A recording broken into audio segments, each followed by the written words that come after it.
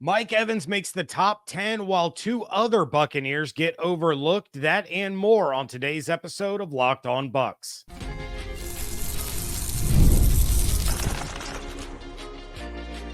You are Locked On Buccaneers, your daily Tampa Bay Buccaneers podcast.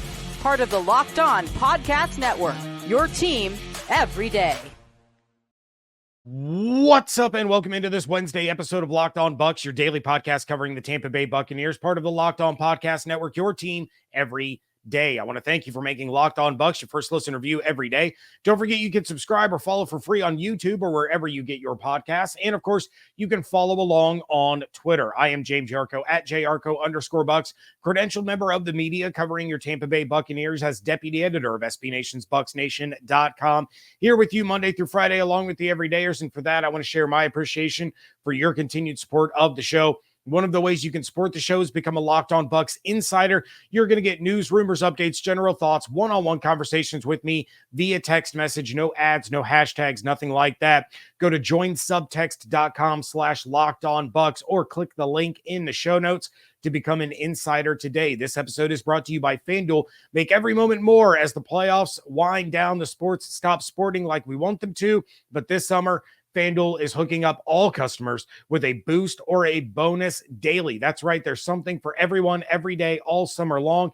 Visit FanDuel.com to get started. The Buccaneers make a few announcements regarding the upcoming season. Baker Mayfield airs out his dirty laundry. More on those stories coming up in a little bit. But first, let's return back to the list that we talked about on Tuesday's episode.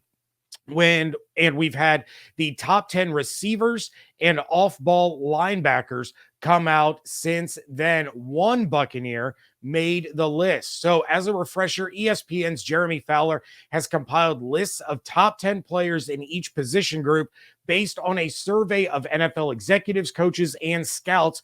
Antoine Winfield Jr. was listed as the top safety. Tristan Wirfs as the number 7 offensive tackle. Vita Vea was an honorable mention among defensive tackles. Baker Mayfield was a player also receiving votes among quarterbacks. With the receiver rankings coming out, Buccaneers future Hall of Famer Mike Evans came in at number 8.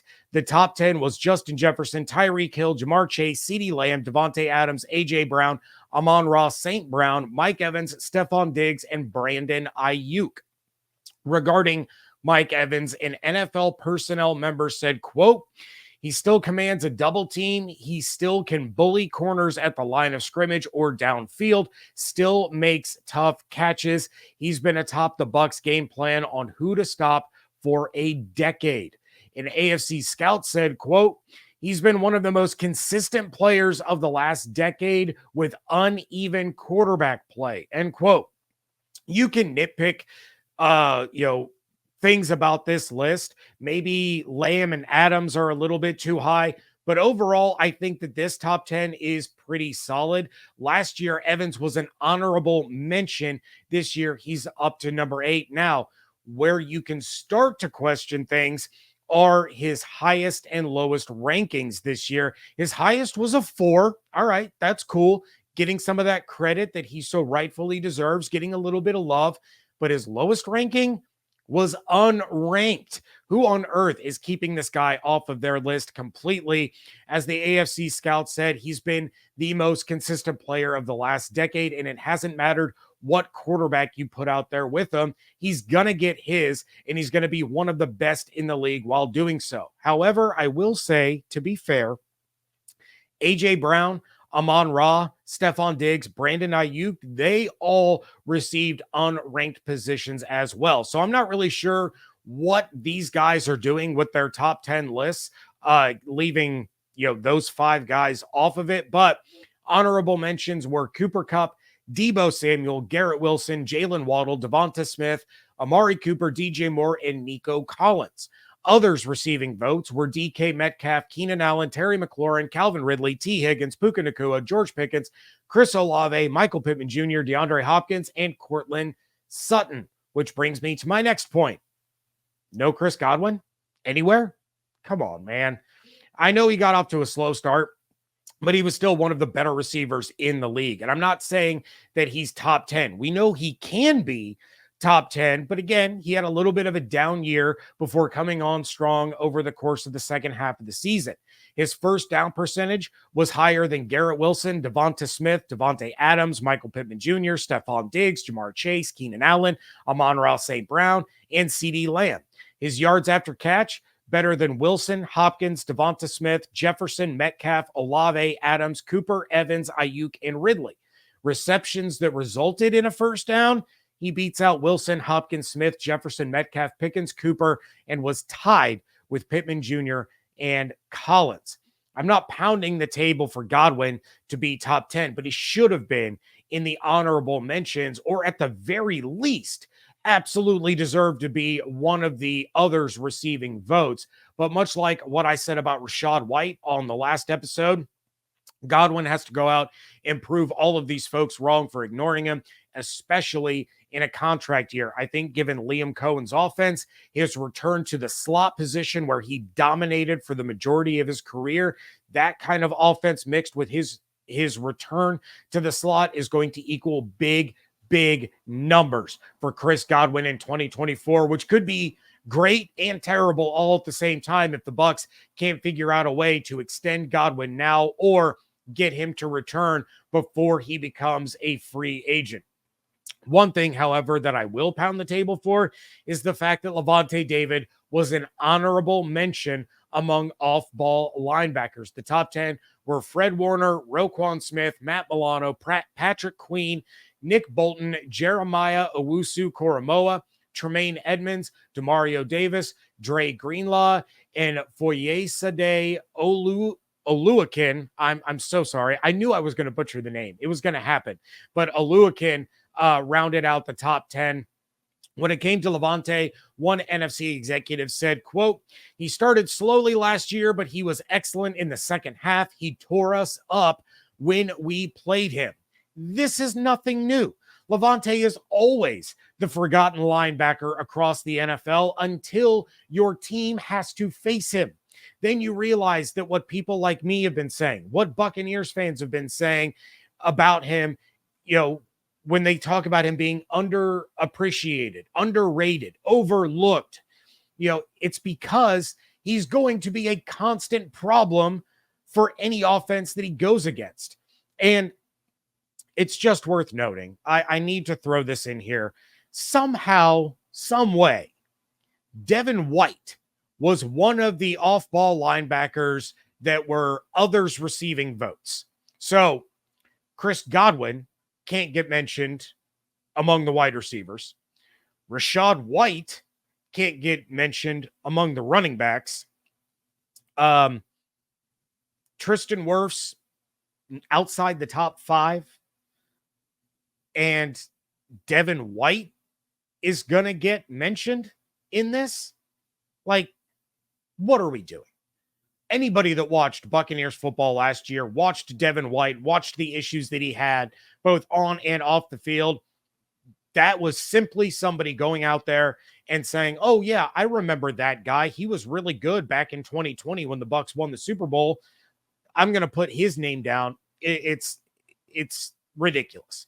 Absolutely ridiculous. Chris Godwin, Rachaad White, they are better. Baker Mayfield, for that matter, they are better against their fellow position group cohorts than Devin White was up against off-ball linebackers. In the words of Chad Ochocinco, child please.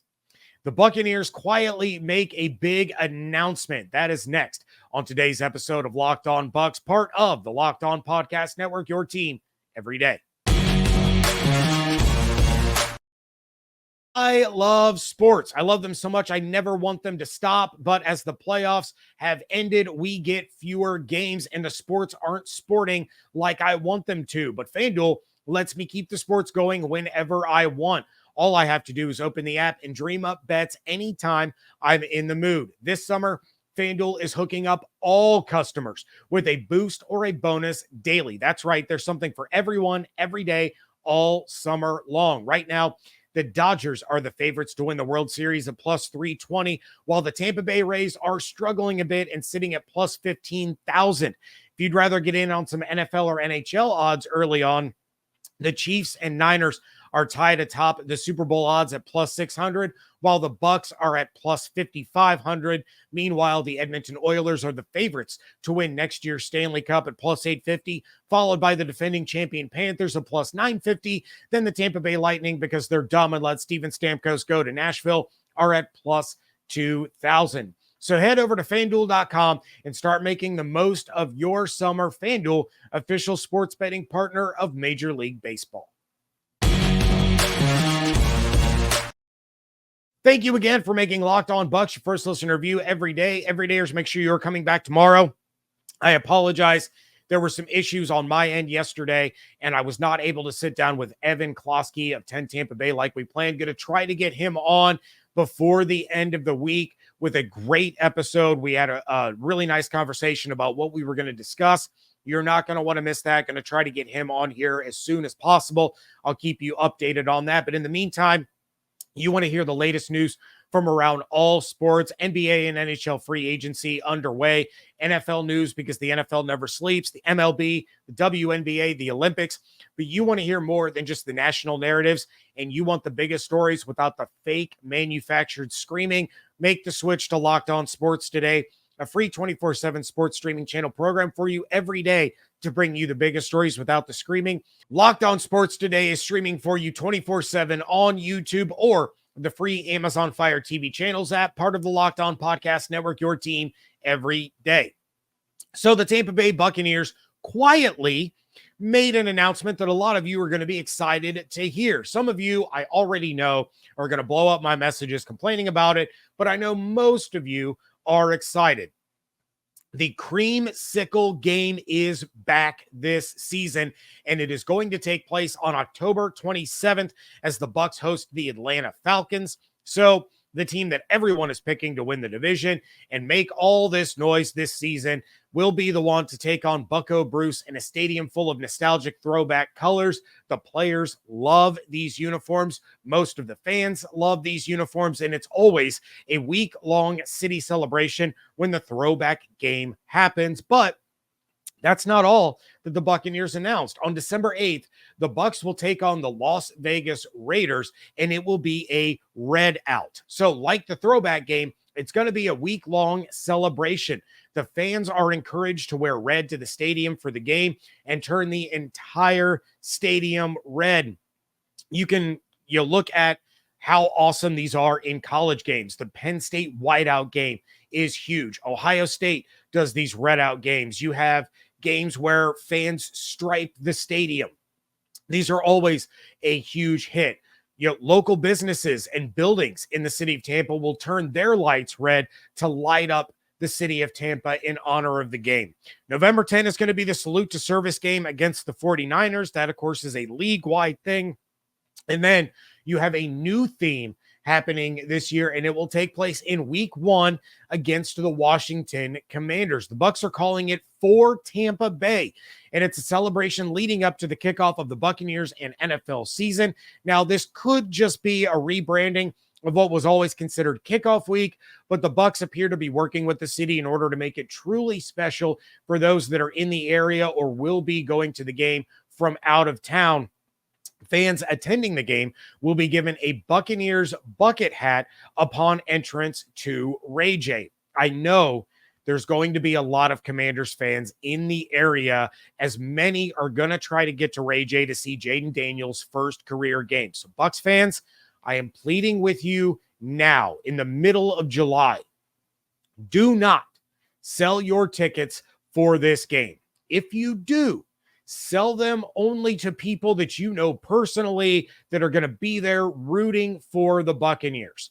For whatever reason, Todd Bowles has a history of struggling against rookie and backup quarterbacks, so this game is not going to be a walk in the park by any means. The Commanders are a completely different team than they were last year, and if you let their fans invade Ray J in week 1 and turn it into a pseudo home game, things could get off to a very bad start. Now, unfortunately for me, I will no longer be going to that game. I've had to cancel my trip.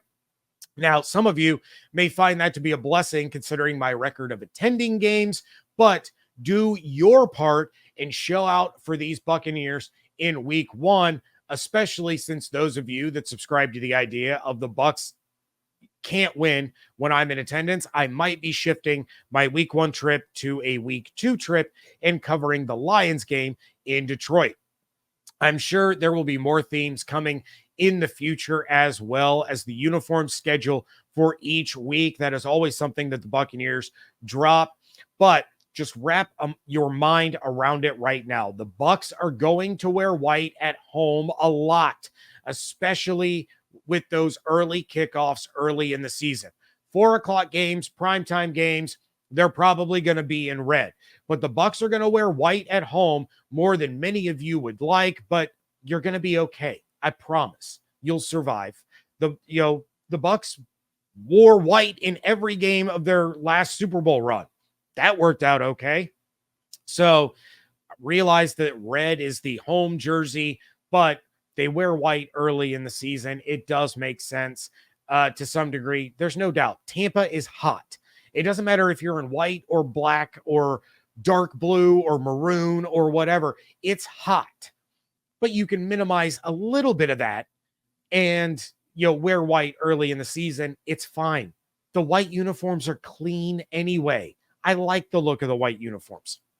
Something I'll, of course, keep an eye out for is the color rush game where the Bucs wear their pewter uniforms, which in my opinion are one of the best alternate uniforms in the NFL. Once we have the uniform schedule, I'll be sure to talk about it here. But remember, white jerseys early in the year at home, creamsicles in week 5, the red out in week 14.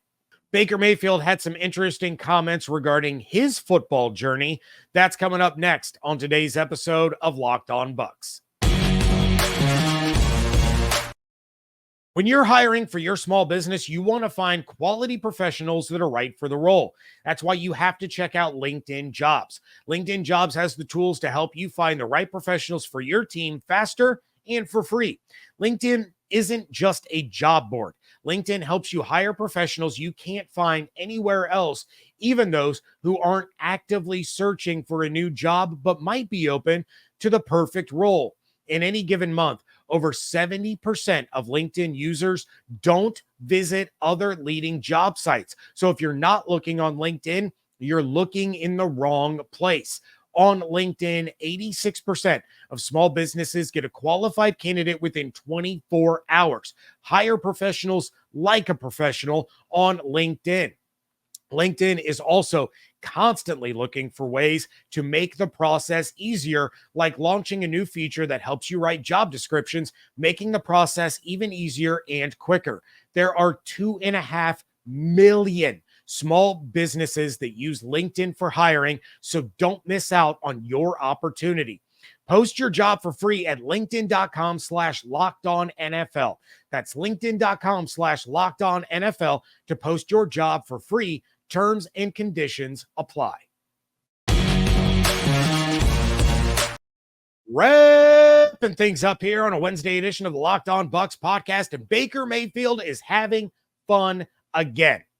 Bobby Kounick of NFL.com wrote up a piece talking about Baker Mayfield's bounce back last season, from the tall task of replacing Tom Brady to the playoff run that most people didn't see coming. Well, Baker Mayfield was on the Mike Calta show and said, quote, "You're having a lot more fun when you're not getting shipped off to different places like a piece of dirty laundry. I'll tell you that." So when I got embraced in Tampa, it made a world of difference. I've always played ball to enjoy it. I mean, it is a game. Yes, it is my job, but I love it so much. I've always worn my emotions on my sleeve, and so let people embrace that. And that's why I'm so excited for having more years to come in Tampa, for people who just get to know me a little bit better, truly realize that's not just a show on the field. That's who I am when it comes down to the football aspect. I love it. I do anything for our team, and our locker room guys know that, end quote. This was the big knock on Baker before he arrived, right?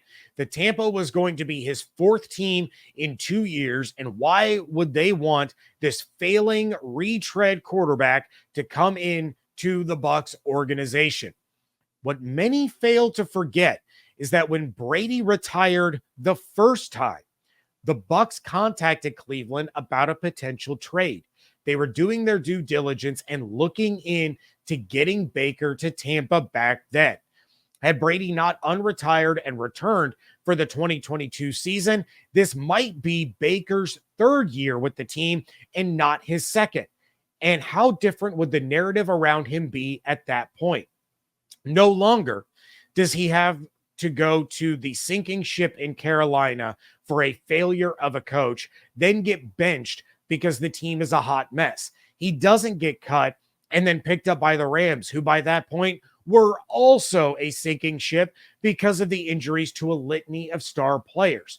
Instead, the narrative is likely that Baker is going into his third season with the team and looking to win a third straight division title with them in 2024.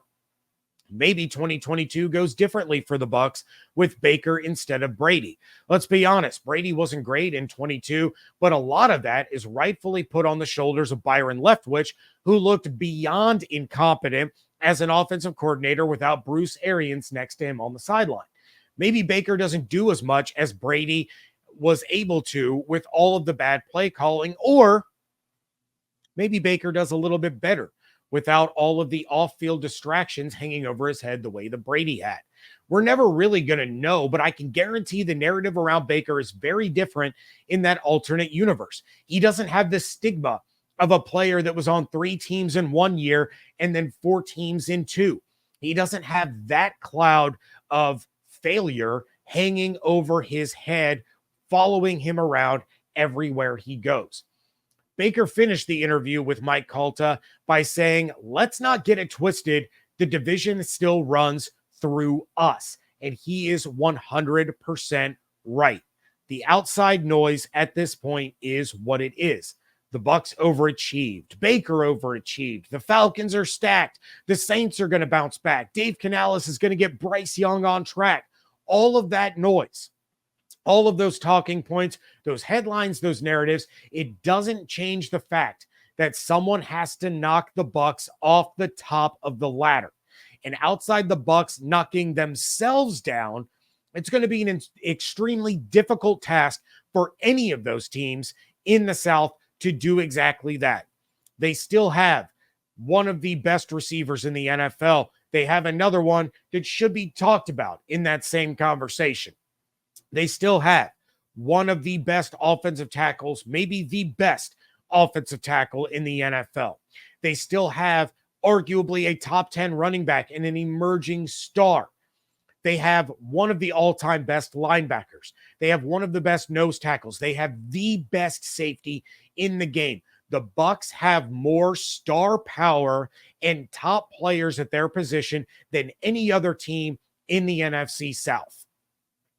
They have shown time and time again that they are going to outperform their expectations from the outside.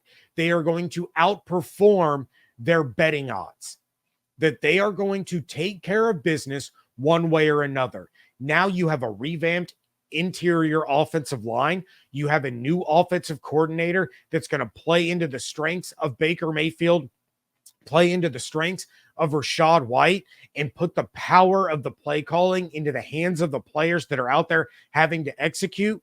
This team should, by all accounts, be even better than last year. Now, to be fair to Evan Klosky, who last week talked about how he thinks the Falcons and the Bucs are going to tie in terms of record at the end of the season, but tiebreaker would go to the Falcons. The Bucs have an exponentially more difficult schedule than any of their NFC counterparts. They have a tough stretch in the first 6-7 weeks of the NFL season before things ease up for them after the bye. They have to go through a gauntlet of litany tests against some of these NFL powerhouses. But this is a good football team. This is a good quarterback. This is a team that, when all is said and done, should win the division once again and make their 5th straight playoff appearance. That's going to do it for this episode of Locked On Bucs. Please make sure you check out everything going on over at BucsNation.com. Make sure you're subscribed on YouTube or wherever you get your podcasts. You can follow on Twitter at Locked On Bucs, at @JYarcho_Bucs, and you can become a Locked On Bucs insider by going to joinsubtext.com/LockedOnBucs or click the link in the show notes. Hope you all have an absolutely outstanding day. Stay safe, stay healthy, fire the cannons. Want to thank you so much for joining me right here on Locked On Bucs, part of the Locked On Podcast Network, your team every day.